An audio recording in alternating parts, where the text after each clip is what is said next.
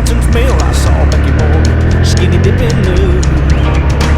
Well, I couldn't help but stop and stare. Hypnotized, I stood right there, enchanted by the beauty that I'd seen. Then she gave me a come-in smile, nearly drove my body wild. I fell down, trying to kick off my jeans. Well, on that cotton-picking morning, I met up with Becky Morgan. You know, that day I didn't get to work on time.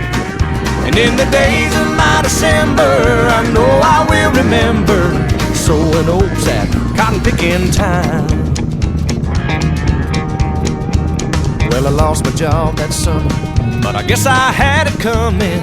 Speaking that cotton just wasn't on my mind. But you don't need too much money when you got a Tupelo honey, keeping you cool in the Mississippi hot sunshine. And every cotton-picking morning I met up with Becky Morgan. The whole dang summer I never got to work on time. And in the days of my December, I know I will remember sowing oats at cotton-picking time.